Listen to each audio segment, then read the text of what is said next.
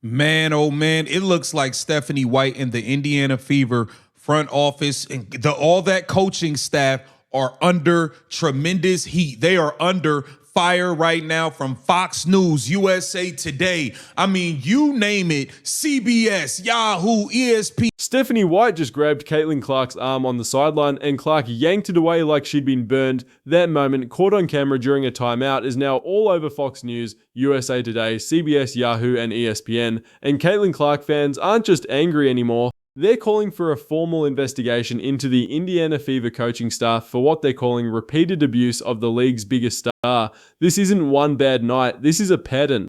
I don't watch every Indiana Fever game, but I have seen enough this season to know that something ain't right. For the second or third time this season, I saw Caitlin Clark and Stephanie White arguing with each other during a timeout. Now, when this happened the first time, I didn't think much of it, didn't think it was a big deal. Before I show you every single incident that's building this case, and there are more than you think, here's what makes this situation so much uglier than a simple coaching disagreement. Stephanie White was supposed to be the answer. She's an Indiana native, former Fever player, defensive specialist. The front office brought her in to fix what Christie sides couldn't. Instead, the Fever rank near the bottom of the league in opponents' points per game. The offense that hummed last season under sides has been completely dismantled, and the relationship between White and the franchise's only superstar is disintegrating in real time on national television. I'm going to walk you through 3 possible outcomes for this situation, and I'm telling you right now, 2 of them end with Stephanie White fired before the All-Star break. The third one ends with Caitlin Clark requesting a trade. There is no fourth option where everyone just calms down and figures it out because the Fever locker room has already picked a side. Basketball is emotional. Women are damn sure emotional. There's going to be arguments. There are going to be disagreements. But I don't think what we are seeing between Caitlin Clark and Stephanie White, I don't think these are minor disagreements. Something is seriously wrong here. Whether they don't like each other or they don't respect each other, this is happening far too often for this to be something that the front office can just ignore. Let's start with what we actually know, not speculation, not body language reads from Twitter, the documented incidents that are now piling up in a way the Fever front office can't ignore. First, there's the arm pull. Stephanie White grabs Caitlin Clark by the forearm during a timeout, tugs her toward the huddle, and Clark visibly pulls her arm away. It's not a gentle redirect, it's a yank. And Clark's reaction, the immediate recoil, the look on her face, that's not a player who trusts her coach. Second, assistant coach Brianne January going off on Clark on the bench. January, who's supposed to be mentoring the young guards, is seen yelling directly at Clark during a dead ball. Clark's sitting there staring straight ahead, not responding. That's not coaching. That's a veteran assistant airing out a franchise player in front of the entire bench. Third, the clipboard throw. White loses her composure on the sideline, screams at Clark during a live play, and then slams her clipboard to the floor. The cameras caught all of it. And here's the thing, coaches get animated, that's part of the game. But when it's always directed at the same player, and that player is the only reason anyone's watching your team in the first place, you've crossed a line. Fourth, and this is the one that should terrify the Fever front office, Caitlin Clark quit on a play. In the fourth quarter of a close game, White yells at her from the sideline, Clark yells back, and then on the very next possession a pass sails over her head and she doesn't even move. Doesn't chase it, doesn't rotate, just stands there with her hands on her hips while the other team scores in transition. That is a player who has checked out on her coach. Watch for yourself. Rolls, Cunningham tries to check her, Carlton. Yeah, the Fever quit. They quit. He knows they quit. She's yelling at the bench, and then Stephanie White she's yelling at her. And watch, she's yelling at Stephanie, and she quits on the play. Watch this. Now here's the clip everyone keeps going back to. This is from a timeout earlier this season, the second or third time, depending on who you asked, that Clark and White have been caught arguing during a dead ball, and listen to what the commentator on this video says about it. Last night, Caitlin Clark had 3, maybe 4 assists in the first couple of minutes of the game. Offense is developing a rhythm. She's getting everyone involved. What does Stephanie White do? She puts Caitlin Clark on the bench. Couple of minutes into the game, and your best player is on the bench. Something is seriously wrong here. Whether they don't like each other or they don't respect each other, this is happening far too often for the front office to just ignore it. That's not me saying that, that's Casey behind the lines, and he's not the only one. The buzz around the WNBA media circuit is that this relationship is already past the point of repair, so let's talk about the 3 ways this ends. And I'm ordering these from least likely to most likely, because the outcome I think is coming is going to make a lot of Fever fans very, very uncomfortable. This is the fairy tale. White sits down with Clark, they hash it out, maybe a team psychologist gets involved, and by the time the Fever come out of the Olympic break, everyone's holding hands and talking about accountability and growth. Here's why that's not happening. Stephanie White is a defensive coach. Her entire reputation is built on effort, physicality, and discipline on that end of the floor, and right now the Fever defense is a disaster. They rank near the bottom of the league in opponents' points per game. White's defensive scheme, switching 1 through 5, leaving players on islands with no help, is getting torched every single night. And when your calling card is defense and your defense is terrible, you don't have the credibility to demand buy-in from a superstar whose offensive brilliance is the only thing keeping your team relevant. Add to that the fact that White benched Clark just a couple of minutes into a game after Clark had 3 or 4 assists in the opening minutes. The offense was humming, Clark was getting everyone involved, and White pulled her. You don't bench your best player when she's cooking unless you're trying to prove a point. And the point White is proving is that she values control over winning. Caitlin Clark is not going to buy back into a system where she's being managed instead of empowered. This outcome is dead on arrival. It looked like a damn hockey game, players shuffling in and out of the lineup. For real, the team never had a chance to develop a rhythm. This is the corporate solution. The Fever don't want to fire White 8 weeks into her tenure because it makes them look incompetent. They don't want to lose Clark because she's the only marketable star they've ever had, so they split the difference.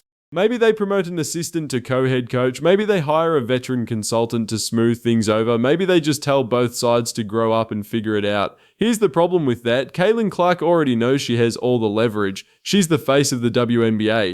She's the reason the Fever are on national TV, she's the reason ticket sales are up. And if the front office won't pick her over Stephanie White, she's going to start floating her name in trade rumors just to force their hand. And let's be real, the Fever front office has already shown they don't know how to build around a star. They drafted Raven Johnson in the first round when their roster needed perimeter defense, not another point guard. Johnson is a solid player, but you already have the best point guard in the league. Why are you drafting her replacement? The answer, and this is the part that should scare every Fever fan, is that Stephanie White prefers Raven Johnson running the offense over Caitlin Clark. Watch the rotation. Watch who's getting the ball in crunch time. White is already trying to phase Clark out of the primary ball handler role, and that is a death sentence for this partnership. A forced truce doesn't fix that, it just delays the inevitable. Her head quits on the play, and then the body language. It's ridiculous. You know, I love Caitlin, but she's way too involved in yelling at her teammates and telling the team what to do. Coach, supposedly, her specialty is defense. And the Felines' defense is the drizzling shits. Uncle Casey, that's not true. This is what I think happens, and here's why. In the first quarter of that game, everyone's been talking about Stephanie White played 11 different players. 11. It looked like a hockey line change. Players shuffling in and out, no rhythm, no continuity, no chance for the offense to develop any kind of flow. You don't play 11 guys in the first quarter unless you've completely lost the plot. And here's the thing about NBA and WNBA history that front offices understand, even if fans don't. When there's tension between a star player and a head coach, you don't get rid of the star. You fire the coach every single time. Phil Jackson didn't bench Michael Jordan to prove a point.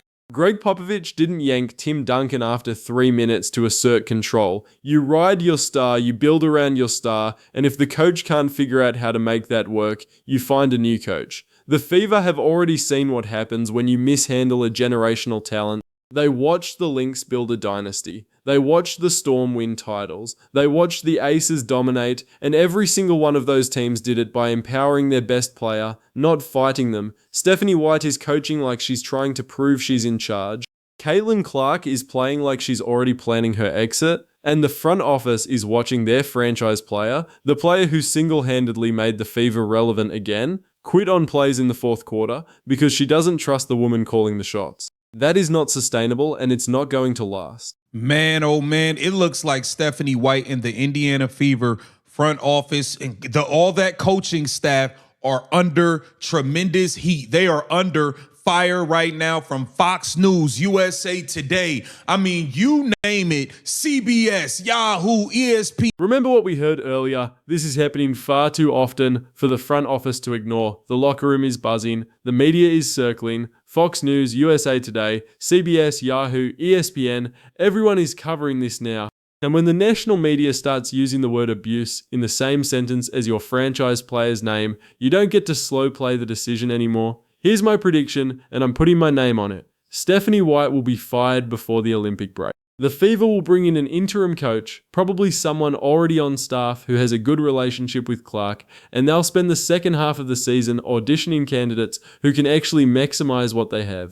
If I'm wrong and White is still the head coach in August, then the next story we're covering is Caitlin Clark requesting a trade, because she's not going to waste the prime of her career playing for a coach who treats her like a problem instead of a solution. And if you think I'm being dramatic, go back and watch that fourth quarter clip one more time. Watch Caitlin Clark quit on the play. Watch her body language. That is not a player who's going through a rough patch with her coach. That is a player who is done. The Fever have a choice to make. Fire Stephanie White and salvage the relationship with the only star they've ever had who can actually carry a franchise. Or keep White, lose Clark, and spend the next decade wondering what could have been. There is no middle ground here. The line has already been crossed.